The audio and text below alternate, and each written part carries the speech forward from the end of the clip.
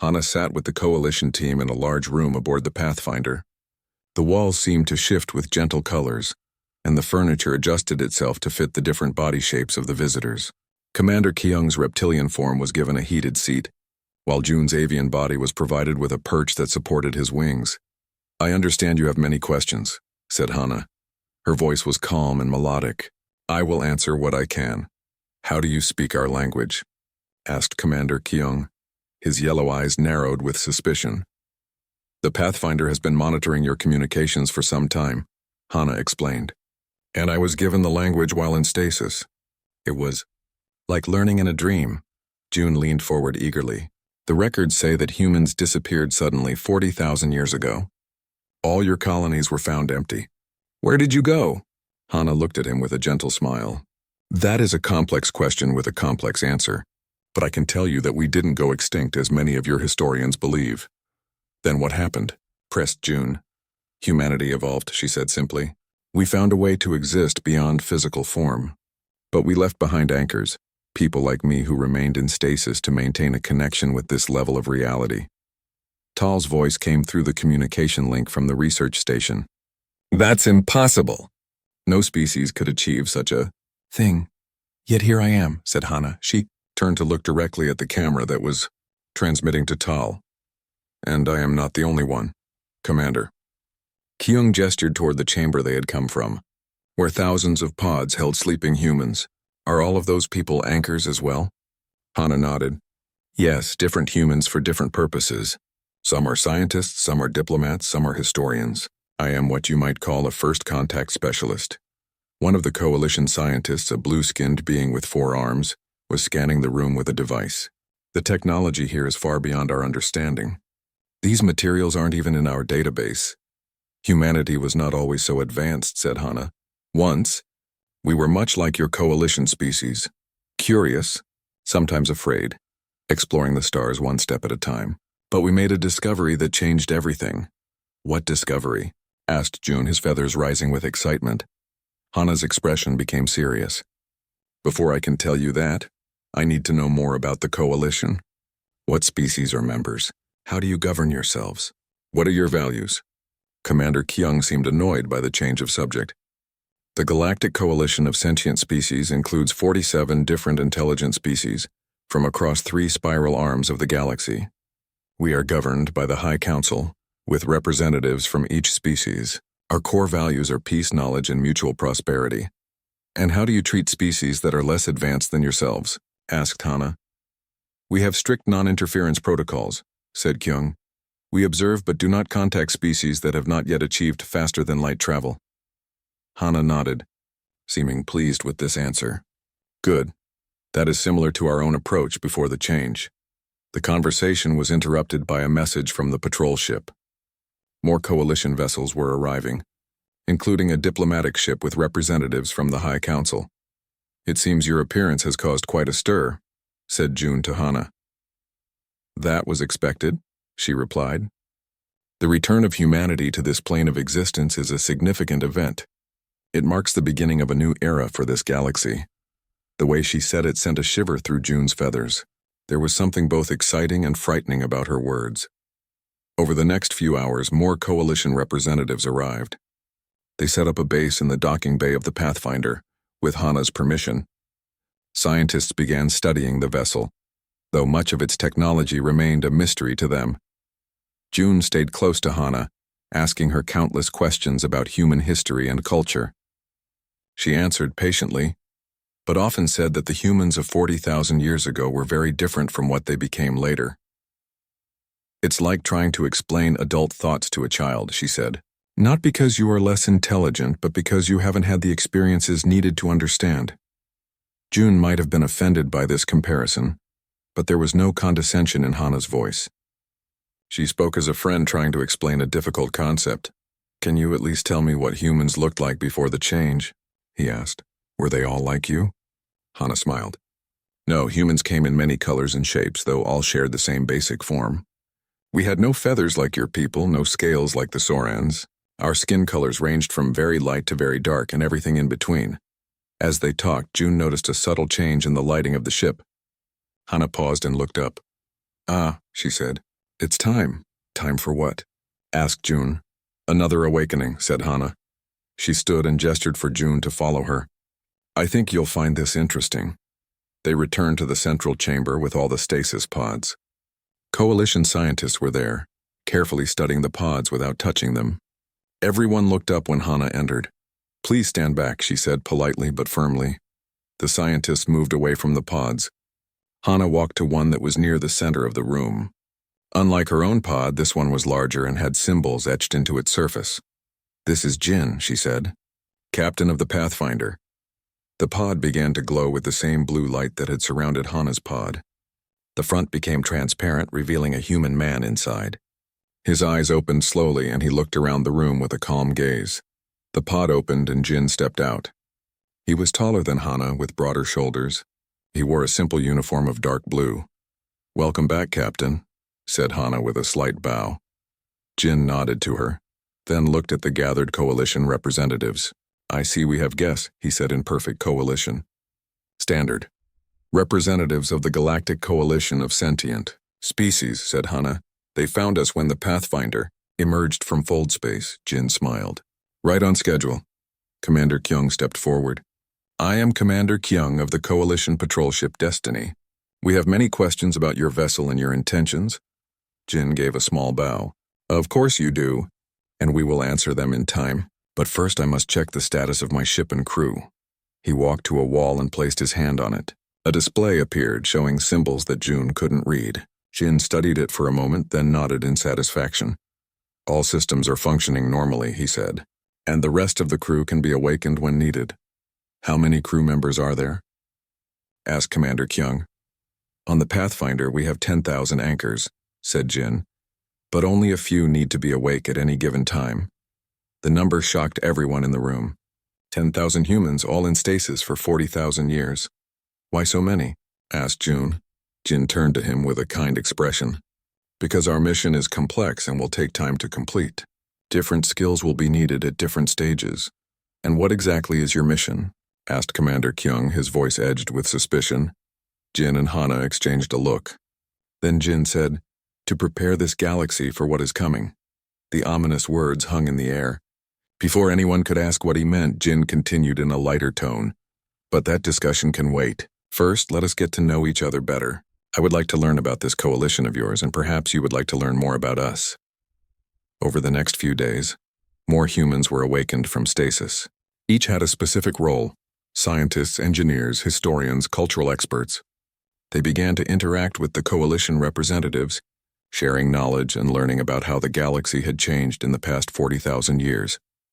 June spent most of his time with Hana and the human historians, comparing their records with what was known in the coalition. Much of human history had been lost or turned into legend, and June was eager to learn the truth. It's strange, he said to Hana, as they looked at star charts together. Your people had spread to fewer than 50 star systems before you disappeared. The coalition now spans thousands of systems, yet your technology seems far more advanced than ours. Quality over quantity, said Hana with a smile.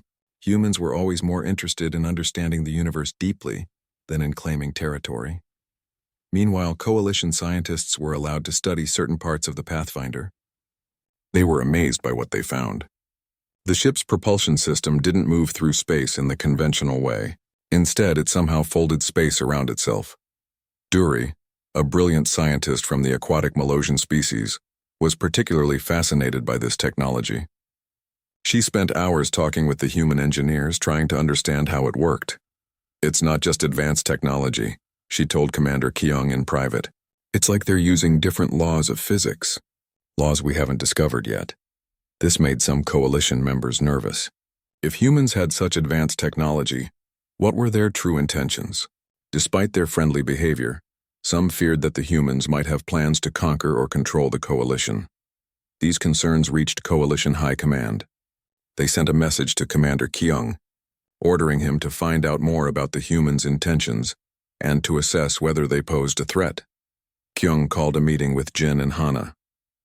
My superiors are concerned, he said bluntly. Your ship appeared without warning. Your technology is beyond our understanding, and you speak of preparing our galaxy for something. From our perspective, these could be signs of hostile intent. The stars shone bright against the dark void of space. June stared at them through the large window of the research station. He was a member of the chiral species with feathers that shimmered in blue and gold. His wings were folded neatly behind his back as he studied the ancient texts on his datapad. "Still reading those old myths?" asked a voice behind him. June turned to see Tal entering the room. Tal was a lithid, a being made mostly of silicon. His body looked like polished stone with lines of glowing energy running through it. He was June's teacher and the head historian for this sector of the Galactic Coalition. "They're not just myths," said June. "The records about humans are too detailed to be made up." Tal made a sound like rocks grinding together. This was how lithids laughed. "Young one, I have studied galactic history for 300 years. Trust me when I say that humans are just stories. Like the ghost ships that sailors used to talk about in the early days of space travel." June did not argue. He had this talk with Tal many times before, but in his heart he believed that humans had been real. The question was, where did they go? According to the oldest records, humans had spread across a small part of the galaxy about 40,000 years ago. They were not the most advanced species, but they learned quickly. Then all at once they disappeared. All their ships, colonies, and stations were found empty. It was as if they had all just walked away at the same time. Some people said they had been wiped out by a disease. Others thought they had been attacked by an unknown enemy. June had a different idea, but he kept it to himself for now. The research station's alarm began to sound. June put down his datapad and rushed to the control room with Tal. The main screen showed a Coalition patrol ship sending an urgent message. Commander Kyung's face appeared on the screen. He was a Sauran with green scales and yellow eyes. "Research Station 7, this is Patrol Ship Destiny. We have detected an unusual energy reading near the galactic core. We are sending you the data now." June looked at the readings as they came in. His feathers stood up in shock. "This doesn't match any known ship engine." Tal leaned closer to the screen. "Could it be a natural event?" "Negative," said Commander Kyung. "The pattern is too regular. It must be artificial. We're moving closer to investigate." The screen split to show a view from the patrol ship's cameras. At first there was nothing to see but stars. Then a strange ripple appeared in space. It was as if something was pushing against the fabric of reality itself. "What is that?" whispered June. The ripple grew larger. Then with a flash of blue light, a massive ship appeared. It was unlike any vessel June had ever seen. It was long and sleek, with sections that seemed to shift and change as they watched. Strange markings covered its hull. "Can you identify those symbols?" asked Commander Kyung. June zoomed in on the markings. His heart beat faster as he recognized them from his studies. "Those are human letters," he said. "This is a human ship." Tal shook his head. "Impossible. If humans were real, they've been gone for 40,000 years. The ship is not responding to standard communication signals," reported Commander Kyung. "We are scanning it now." June could hardly believe what he was seeing. If this was really a human ship, it would prove that all his research was right. But where had it come from after so many years? "Our scans show that the ship's systems are active," said Commander Kyung. "And wait, we're detecting life signs." "After 40,000 years?" Tal's voice was filled with disbelief. Nothing could survive that long. "We need to go there," said June. "This could be the greatest discovery in Coalition history." Tal looked at his student with concern. "It could also be dangerous. We don't know anything about this ship or why it has appeared now."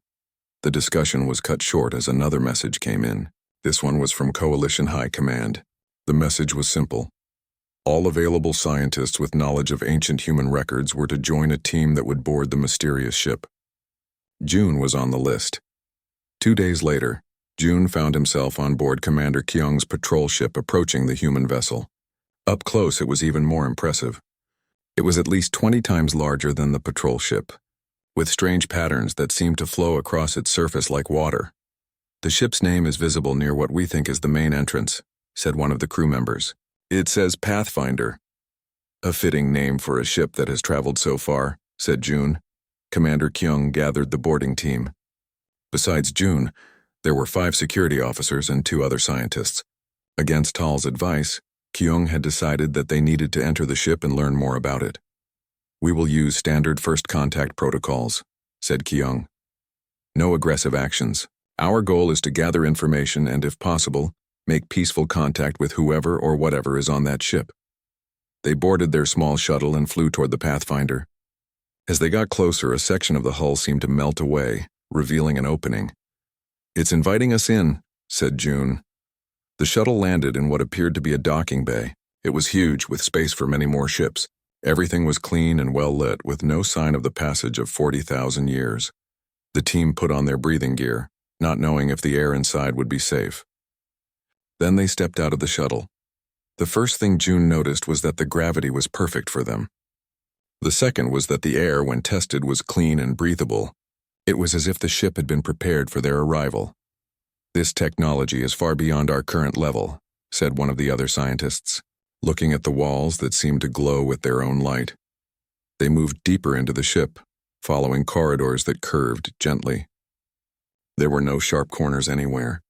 Everything flowed smoothly from one space to another. "Look at this," called June, pointing to a panel on one wall. It showed a map of the ship. The Pathfinder was divided into many sections, with the largest at its center. Commander Kyung studied the map. "We should head for the control room. It might give us answers about this ship and its purpose." As they moved forward, June felt a strange sensation. It was as if they were being watched. He looked around but saw no cameras or sensors. They had just reached a large door when it slid open by itself. Behind it stood a figure that looked almost like a Kiril, but without wings or feathers. It had smooth skin and stood on two legs. "Is that?" began one of the security officers. "A human," whispered June. But as the figure stepped into the light, he saw that it wasn't quite right. Its movements were too perfect, and its eyes had a slight glow to them. "Welcome to the Pathfinder," said the figure in perfect Coalition standard language. "I am Guide, an artificial assistant. I have been waiting for you." "Waiting for us?" asked Commander Kyung. "How could you know we would come?" "Not you specifically," said Guide, "but it was predicted that intelligent life would evolve and discover us eventually. I am programmed to assist any sentient beings who board this vessel." "This vessel has been missing for 40,000 years," said June. "Where has it been all this time?" Guide's expression didn't change. "The Pathfinder has not been missing. It has been exactly where it was meant to be, waiting for the correct moment to return." "Return from where?" asked Kyung. "Please follow me," said Guide, ignoring the question. "There is someone who can explain everything better than I can." Guide led them through more corridors until they reached an enormous circular chamber. The walls were lined with thousands of pod-like structures. Each pod had a transparent front, and inside June could see what appeared to be sleeping humans. "Are they all alive?" he asked in wonder. "They are in stasis," said Guide. "Only one is scheduled to awaken now." In the center of the chamber was a single pod that was different from the others. It was glowing with a soft blue light. As they watched, the front of the pod became transparent, revealing a human woman inside. Her eyes opened. She looked at each of them, showing no surprise at their alien appearances. Then she smiled. The pod opened and she stepped out. She wore a simple white garment that seemed to flow around her like water. "My name is Hana," she said in perfect Coalition standard, "and on behalf of humanity I welcome you to the Pathfinder." June felt his feathers tremble with excitement. After all his years of research, he was finally meeting a living human. "How is this possible?" asked Commander Kyung. "According to our records, humans disappeared 40,000 years ago." Hana's smile grew wider. "We didn't disappear," she said. "We simply went somewhere else for a while, and now we've come back because you're ready." "Ready for what?" asked June. Hana looked at each of them with kind eyes. "Ready to learn the truth about the universe," she said, "and ready to face what's coming." 2 weeks after the arrival of the Pathfinder, the situation had grown more complex. The ship now orbited a Coalition space station, where representatives from all 47 species had gathered to learn more about the returned humans. In a large meeting room on the station, Jin stood before the Coalition High Council. The room was designed to accommodate the different needs of all species: water tanks for the aquatic members, low-gravity sections for those from smaller planets, and special atmospheres for those who couldn't breathe standard air. "Today," said Jin, "I will explain more about humanity's journey and why we've returned." The council members watched with a mix of curiosity and wariness. At the front sat Tal, who had been chosen to represent the Lithid species. His stone face showed no emotion, but his glowing energy lines pulsed faster than normal, showing his agitation. Jin activated a holographic display that filled the center of the room. It showed a spiral galaxy, the Milky Way. 40,000 years ago, he began, humans were much like your species are now. We had spread to a small section of the galaxy. Our technology was advanced but still limited by the laws of physics as we understood them. The display zoomed in on a small cluster of stars. This was the extent of human territory. Just 50 star systems. What changed? Asked one of the council members. A being made of swirling gases. We discovered something unexpected, said Jin. The display shifted to show a strange pattern of energy. Our scientists found that reality is not as solid as it appears. The universe is more like a vast information system, with consciousness as its basic component.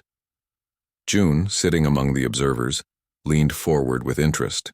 This aligned with some of his own theories about ancient humans, Jin continued. With this knowledge, we developed technology that could directly interact with the foundations of reality. We could reshape matter, energy, even space and time. That's impossible, interrupted Tal. Such power would violate the fundamental laws of physics. Not violate, corrected Jin. Transcend. We didn't break the laws of the universe. We discovered deeper laws that had always been there. The holographic display changed again, showing humans using strange devices that seemed to bend reality around them. With these tools, we began to evolve. First, we extended our lifespans. Then we freed ourselves from the limitations of our bodies. Finally, we learned to exist as patterns of pure consciousness, able to move through dimensions beyond the four you know. So you became gods, said Tal, his voice heavy with skepticism. Jin smiled. No, we became more than we were, but less than gods. We still have limits. We still make mistakes. We still learn and grow. If your species became so advanced, asked another council member, why did you leave this plane of existence? Because we detected a threat, answered Jin. The display shifted to show a wave of energy moving through the galaxy. A cosmic phase transition that will alter the fundamental constants of this universe. When it happens, all conventional matter and energy will be affected. All life as you know it will end. A murmur ran through the council. When will this happen? Asked the head of the council, an ancient being with 6 eyes. The wave will reach this part of the galaxy in approximately 3,000 years, said Jin. Not tomorrow, but soon enough that preparations must begin now. Duri, the Malosian scientist who had been studying the Pathfinder's technology, spoke up. Our most advanced instruments have detected no sign of such a wave, because it exists partly in dimensions your technology cannot yet perceive, explained Jin. But we can show you how to modify your instruments to detect it. Tal stood up. Convenient, he said. A threat that only you can see and only you can save us from. Jin turned to him. Your skepticism is reasonable, Historian Tal. If I were in your position, I would question our motives too. That's why we're not asking for your trust immediately. We're offering proof and time to decide. The meeting continued for hours, with Jin explaining more about the Ascension Protocol, the method humans had developed to evolve beyond physical form. It wasn't a simple process. It would take centuries to prepare the various species of the coalition, and it had to be done voluntarily. Each species will need a slightly different approach, explained Jin. Your biologies, psychologies, and cultures are all unique. The path to ascension must respect that uniqueness. After the meeting, smaller groups formed to discuss what they had heard. Some were excited by the possibilities Jin had described. Others, led by Tal, were deeply suspicious. Jun found himself in a laboratory with Duri, the Malosian scientist. She was examining data from the Pathfinder with the help of a human scientist named Guy. Look at this, said Duri, pointing to a display. The energy patterns in the Pathfinder's engine don't match anything in our physics. Guy nodded. That's because your models don't account for quantum entanglement at the macroscopic level. Jun watched as they worked together. Despite their different backgrounds, the two scientists found common ground in their curiosity. If what Jin says is true, said Duri, her fins rippling with excitement, the scientific implications are enormous. Even without the threat, the knowledge humans are offering could advance our understanding by millennia. G smiled. That's the idea. The Ascension Protocol isn't just about survival. It's about evolution, taking the next step in your development as sentient beings. But is it safe? Asked June. Changing the fundamental nature of consciousness sounds risky. All evolution involves risk, said Guy. But we've spent 40,000 years perfecting the process, and no one will be forced to undergo it. Meanwhile, in another part of the station, Tal was having a very different conversation with several council members. Don't be fooled, he warned. These humans appear peaceful, but their technology gives them enormous power over us. They could destroy the entire coalition fleet in seconds if they wanted to. But why would they? Asked one of the others. If conquest was their goal, why this elaborate story? To make us lower our guard, said Tal. To make us welcome them with open arms. His warnings found fertile ground among those who feared change or loss of power. A coalition of skeptics began to form, with Tal at its center. Back on the Pathfinder, Hana was awakening more humans from stasis. Each had specific skills needed for the next phase of their mission. Among them was Sue, an expert in interspecies psychology. The reactions are as expected, Sue told Hana after reviewing the data. Fear, excitement, disbelief.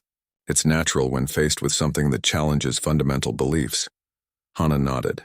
Jin is handling the political aspects well, but we need to address the emotional responses too. That's why I'm here, said Sue with a smile. Winning minds is important, but winning hearts is essential. Over the next few days, more humans were introduced to the coalition representatives. They shared knowledge, stories, and art. They learned about the cultures that had developed in their absence. Slowly, barriers began to break down. June spent much of this time with Hana, asking questions about human history and the change. She answered openly, though some concepts were difficult to express in words. It's like trying to explain colors to someone who has never seen, she said. Some things can only be understood through experience. Is that why you stayed behind? Asked June. To help others understand? Hana nodded. Anchors like me maintain a connection between what humanity was and what it became. We're bridges between states of being. And is it lonely? Asked June hesitantly. Hana considered the question. Sometimes, she admitted. But it's a choice I made willingly. And now, with new friends like you, less so. The moment was interrupted by an alarm. Red lights flashed throughout the Pathfinder and the space station. What's happening? Asked June. Hana's face became serious. We're detecting ships entering this system. Many ships. They rushed to the command center of the space station. On the main screen, they could see a fleet of vessels approaching. They were coalition military ships, but they weren't responding to communication attempts. Who authorized this? Demanded the council head, looking at the fleet commanders present. Not us, said Commander Kyung. Those ships are acting without orders. Jin entered the room, his face calm despite the situation. They're coming for the Pathfinder, he said, led by those who fear what we represent. Tal, said June.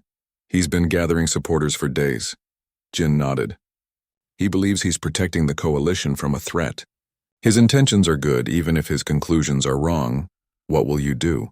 Asked Kyung. Your ship is unarmed. Jin gave a small smile. The Pathfinder doesn't need weapons to defend itself. The rebel fleet continued to approach. Attempts to contact them failed. They had blocked all communications. Their intentions were clear, to capture or destroy the Pathfinder before the humans could implement their plans. June was shocked by this turn of events. We need to stop them, he said to Hana. Make them understand. Understanding cannot be forced, said Hana sadly. But perhaps it can be demonstrated. The first ships of the rebel fleet came within firing range of the Pathfinder. Energy weapons powered up, ready to attack. June held his breath, waiting for the inevitable. But when the weapons fired, something strange happened. The energy beam seemed to curve around the Pathfinder, never touching it. It was as if space itself was bending to protect the ship. 6 months had passed since the arrival of the Pathfinder. In that time, the Phantom Fleet had fully assembled, over 10,000 vessels positioned throughout Coalition space. Each ship served as a focal point for the Ascension Protocol, a beacon for those who chose to evolve beyond their physical forms. On the central Coalition world of Harmonium, June stood before a large crowd. Representatives from all 47 species had gathered to hear him speak. As the first non-human to successfully undergo the initial stages of ascension, he had become an important bridge between humanity and the Coalition. "I know many of you are afraid," he began, his feathers shimmering with the inner light that was now always present. "Change is frightening. Evolution is frightening, but it is also necessary." In the front row sat Tal, who had become an unexpected ally. After revealing the truth about the Lithids' ancient encounter with humans, he had worked tirelessly to help his people understand what was happening. "The wave is no longer just a theory or a prediction," continued June. "Your own scientists have confirmed its existence. The quantum fluctuations it causes are now detectable by Coalition instruments. The forerunners of the wave have already affected several outer systems. Displays around the hall showed data from deep space monitoring stations. The evidence was clear. Something was moving through the galaxy, altering the fundamental properties of space-time as it went. Humanity returned to offer us a choice," said June. "Not an ultimatum, not a conquest, but a choice. The Ascension Protocol can save us all, but only if we choose to accept it." After his speech, June met with a smaller group that included Duri, the Malosian scientist, and Commander Kyung, who had become a strong supporter of cooperation with the humans. "The first large-scale Ascension event is scheduled for tomorrow," said Duri, her fins rippling with excitement. "Over 10,000 volunteers from across the Coalition will participate." "Are they ready?" asked June. Duri nodded. "As ready as they can be. The human scientists have tailored the process for each species. It's remarkable how they've adapted their technology to work with such diverse biologies." "And security?" asked Kyung. "Tight," assured June. "Despite Tal's support, there are still those who oppose what we're doing. The isolationist faction has threatened to disrupt the event." The isolationist faction was a group of extremists who believed that the cosmic wave was a hoax and that humans intended to control or destroy the Coalition. Despite overwhelming evidence to the contrary, they clung to their beliefs out of fear and mistrust. "My ships are on high alert," said Kyung. "No one will disrupt the Ascension event." Later that day, June returned to the Pathfinder to meet with Jin and Hana. They had converted one of the larger chambers into a center for the Ascension Protocol. It was filled with equipment that defied conventional understanding, devices that seemed to shift between states of matter, energy patterns that flowed like liquid light. "Everything is ready," said Jin. "Tomorrow's event will be a turning point. Once people see that the protocol works for all species, acceptance will grow." "But will it be enough?" asked June. "The wave is accelerating faster than we anticipated." Hana's expression was serious. "It will be close. We're racing against time now. Each Ascension event must be larger than the last if we're to save enough consciousness before the wave arrives." June looked around the chamber. "What happens to those who choose not to ascend?" Jin and Hana exchanged a look. Then Jin said, "We've prepared safe zones, areas where the effects of the wave will be dampened.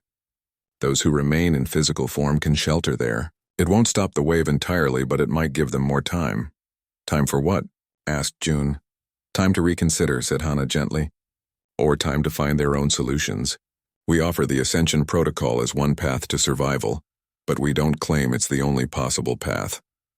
That night, as June meditated in his quarters, he reflected on how much had changed in just 6 months. He had gone from being a junior historian with controversial theories about humans to a key figure in the greatest transformation the galaxy had ever seen. His meditation was interrupted by an urgent message. The isolationist faction had launched an attack on one of the preparation centers for the Ascension event. Several people had been injured. June rushed to the site where he found Kyung already organizing security forces. "How bad is it?" asked June. "Could have been worse," said Kyung grimly. "They planted explosive devices, but most were found before they could detonate. Unfortunately, 3 people were killed and 12 injured." June felt a wave of sadness. "Why can't they see that we're trying to help?" "Fear makes people irrational," said Kyung. "They're afraid of losing what they know, what they are." The attack had an unexpected effect. Instead of deterring people from the Ascension event, it seemed to strengthen their resolve. Many who had been undecided now stepped forward as volunteers. "We will not be intimidated by fear," said one Coalition official in a public statement. "The evidence is clear. The wave is real, and the Ascension Protocol offers our best chance of survival." The next morning, the first large-scale ascension event began. In specially prepared chambers aboard the Pathfinder and other Phantom Fleet vessels, volunteers from all Coalition species gathered. Human guides were there to assist them through the process, which would take several hours to complete. June stood with Hana, watching as the participants entered the chamber on the Pathfinder. "Are you nervous for them?" asked Hana. June considered the question. "Yes and no. I know what awaits them is beautiful beyond words, but the journey there can be disorienting." Hana nodded. "The first stages are the most challenging. The mind must adapt to new ways of perceiving reality." As the ascension protocol began, June could sense the energy patterns shifting in the chamber. It was like watching thousands of individual lights slowly beginning to shine brighter, each in its own unique way. Elsewhere in the galaxy, similar scenes were playing out on other Phantom Fleet vessels. The first wave of ascension had begun. Hours passed. Outside the Pathfinder, a crowd had gathered waiting for news. Family members and friends of those undergoing the protocol stood together, regardless of species or planet of origin. Their shared hope and anxiety created a palpable atmosphere. Finally, the chamber doors opened. The participants emerged, changed in subtle but unmistakable ways. Like June, they now carried an inner light, visible in different ways depending on their species. For some, it was a glow beneath the skin. For others, a shimmer in their eyes or a new resonance in their voice. One by one, they reunited with their waiting loved ones. There were tears, embraces, exclamations of wonder as they tried to explain what they had experienced. June watched with a smile. "It's working," he said to Hana. "They've taken the first step." "The first of many," she reminded him. "But yes, it's a good beginning." News of the successful ascension event spread quickly throughout Coalition space. Testimony from the participants helped to counter the misinformation spread by the isolationist faction. More volunteers came forward for the next event, scheduled for the following week. But even as acceptance of the Ascension Protocol grew, so did the evidence of the approaching wave. Coalition scientific outposts in the outer systems reported increasing quantum fluctuations. Strange phenomena began to appear, time flowing at different rates in different places, matter changing its fundamental properties without apparent cause. In response, Jin called an emergency meeting with the Coalition High Council. In a secure chamber on Harmonium, he presented the latest data. "The wave is accelerating beyond our original predictions," he said, his face grave. "We now estimate that it will reach the core systems of the Coalition within 2 years, not the 3,000 we originally calculated."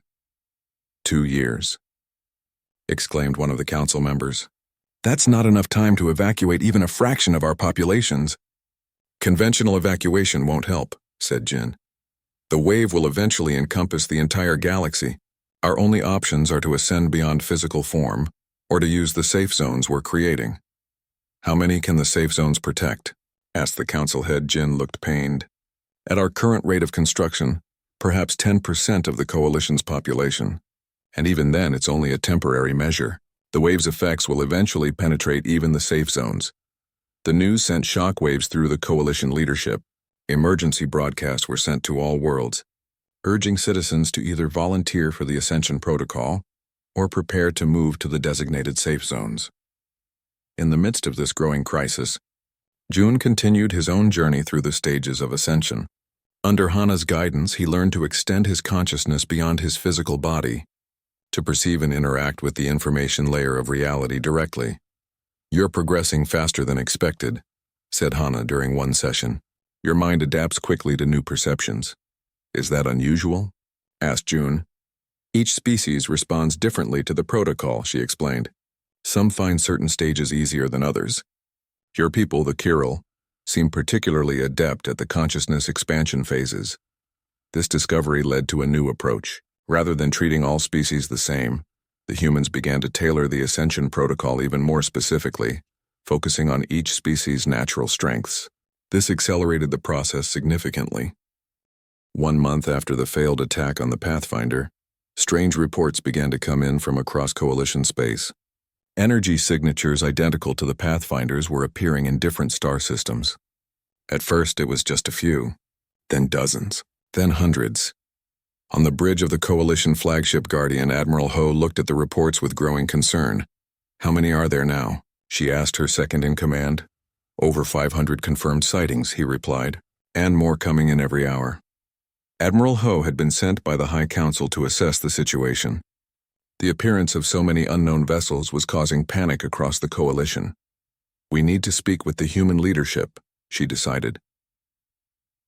Back at the space station where the Pathfinder was docked, Jin was already explaining the situation to the Council.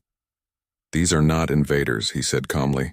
They are the rest of the Phantom Fleet vessels like the Pathfinder that were positioned throughout the galaxy 40,000 years ago. You place ships all over Coalition space without our knowledge, asked the Council head, her 6 eyes blinking rapidly. These ships were deployed before the Coalition existed, Jin reminded her. Before most of your species had achieved space travel. Why are they all appearing now? Asked Commander Kyung. Because the conditions have been met, said Jin. The cosmic wave is approaching faster than we anticipated. We need to accelerate our plans. Tal, who had been watching silently, spoke up. Convenient timing. Just as the Council was beginning to trust you, an emergency requires us to give you even more access to our worlds. Jin turned to him. I understand your suspicion, Historian Tal, but consider this. If conquest was our goal, why would we need such elaborate deceptions? The technology you've already seen on the Pathfinder is far beyond anything the Coalition can counter. Perhaps you want more than conquest, suggested. Tal, perhaps you want our willing participation in whatever it is you're really planning. Before Jin could respond, Admiral Ho entered the Council chamber. Forgive the interruption, she said, but we're detecting more ships. They're appearing in every sector of Coalition space. Hana stepped forward. It's as Jin said. The Phantom Fleet is reassembling. Each ship has a specific purpose in preparing this region of the galaxy for what's coming. And what exactly is coming? Demanded Admiral Ho. We've heard vague warnings about a cosmic wave, but no concrete evidence. The evidence is there, said Jin. But your instruments can't detect it yet. However, there is someone who might be able to explain in terms you'll understand. He turned to look at June, who had been quiet since the meeting began. Everyone else followed his gaze. June stepped forward nervously. 3 days ago, he had become the first non-human to undergo the initial stages of the Ascension Protocol. The experience had changed him in ways he was still coming to understand. I've seen it, he said simply. His feathers shimmered with an inner light that hadn't been there before. The wave is real, and it's moving faster than originally calculated. You expect us to take your word? Asked Tal. You've been bewitched by these humans. Not bewitched, said June. Enlightened. I've been given the ability to perceive dimensions beyond our normal senses. What I've seen, it's difficult to describe in words. Try, said the Council head. June took a deep breath. Imagine reality as a pond. We live on the surface, seeing only what's above. The wave is a disturbance moving through the depths, changing the fundamental properties of the water as it goes. When it reaches us, the surface tension that holds our reality together will break. Admiral Ho frowned. If this is true, why haven't our most advanced scientific outposts detected anything? Because you're looking in the wrong directions, said June. Your instruments scan space-time, but this disturbance comes from outside space-time. The discussion was interrupted by an urgent message. Coalition deep space monitoring stations were detecting massive energy surges from the direction of the galactic core. Something was happening, and it aligned with what Jin and June had described. As confusion spread through the Council chamber, Jin spoke calmly. What you're detecting now is just the outermost edge of the wave. A kind of foreshock. The main wave is still years away, but these foreshocks will become more frequent and intense. The Council ordered a recess to consult with scientists and military leaders. In a private room, Jin, Hana, and June met with a small group that included Duri, the Malosian scientist. The readings from the monitoring stations are unlike anything we've seen before, said Duri, showing them the data. Energy patterns that shouldn't be possible according to our physics. But they match the patterns Jin predicted, noted June. Duri nodded, her fins rippling in the water tank she used when not in her environmental suit. Yes, if these readings are accurate, something is definitely coming from the galactic core. Not from the core, corrected Jin. Through it. The wave originates from beyond this universe entirely. Duri's large eyes widened even further. That would explain the unusual quantum signatures. As they discussed the scientific implications, Hana noticed something on one of the displays. "What's that?" she asked, pointing to a cluster of ships moving through Coalition space. Dury checked the readings. "That's a Lithid fleet. They're heading toward one of your Phantom Fleet vessels in the Vega sector." Jin and Hana exchanged concerned looks. "We should warn them," said Hana. "The Phantom vessels will defend themselves if attacked, but we don't want a repeat of what happened here." Before they could act, Admiral Ho entered the room. "We have a situation," she said grimly. "A Coalition fleet under Lithid command has engaged one of your vessels in the Vega sector." "Who authorized this?" demanded Jin. "No one," said Admiral Ho. "They're acting without council approval. We believe Tal is behind it, though he's still here at the station." "We need to stop this," said Jin. "Your ships don't understand what they're dealing with." The situation was tense as they returned to the council chamber. Tal was there, watching the tactical displays with a neutral expression.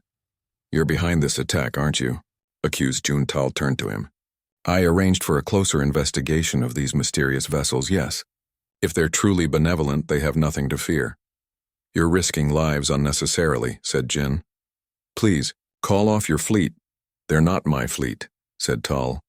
"They're Coalition ships acting on the best intelligence available to protect Coalition citizens." On the main display, they could see the battle unfolding. The Lithid fleet had surrounded one of the Phantom vessels and was firing upon it. Just as with the Pathfinder, the weapons seemed to have no effect. Then something unexpected happened. The Phantom vessel began to glow with a blue light. The glow expanded outward, engulfing the attacking ships. When it faded, the Coalition ships were completely dark, no power, no systems running. "What did your ship do to them?" demanded Admiral Ho. "Protected itself," said Jin. "The crews are unharmed, but their ships are temporarily disabled." As they watched, more Coalition ships arrived at the scene. But instead of attacking, these new arrivals began to rescue the crews from the disabled vessels. "Who sent the rescue ships?" asked the council head. "I did," said Commander Kyung, stepping forward. "As soon as I learned of the unauthorized attack." Tal looked at Kyung with betrayal in his glowing energy lines. "You're siding with the humans now?" "I'm siding with reason," said Kyung. "These humans have had countless opportunities to harm us if that was their intention. Instead, they've shown restraint even when attacked." The council chamber buzzed with tense conversation.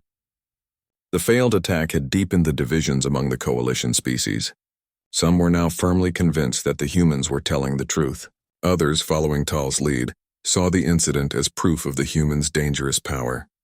Jin called for quiet. "I understand your fears," he said, "but time is running out. The cosmic wave is approaching faster than we predicted. We need to begin implementing the Ascension Protocol for those who choose to accept it." "And those who don't?" asked Tal. "Will remain as they are," said Jin, "but they should know the consequences of that choice." The council debated long into the night. In the end, they reached a compromise. Each species would be given all available information about the cosmic wave and the Ascension Protocol. Then each would decide for themselves whether to accept the humans' help. As the meeting ended, Jun approached Tal. "Why can't you trust them?" he asked. "You've seen the evidence." Tal's stone face was unreadable, but his voice was heavy. "Because trust has consequences, young one. If I trust and am wrong, my people could be destroyed. And if you don't trust and are wrong, the same result," admitted Tal. "But at least we would face it on our own terms." Jun shook his head. "That's pride talking, not reason." Tal studied him closely. "You've changed since undergoing their procedure." "How do I know you're still yourself?" "I'm still me," said Jun. "Just more. I see things I couldn't see before. I understand things that were once beyond my comprehension." "And that doesn't frighten you?" Jun considered the question. "It did at first. Change is always frightening. But what I've gained is worth the fear." Tal turned away. "I hope you're right. For all our sakes." As the days passed, more of the Phantom fleet appeared throughout Coalition space. Each vessel took up position near a major population center or strategic location.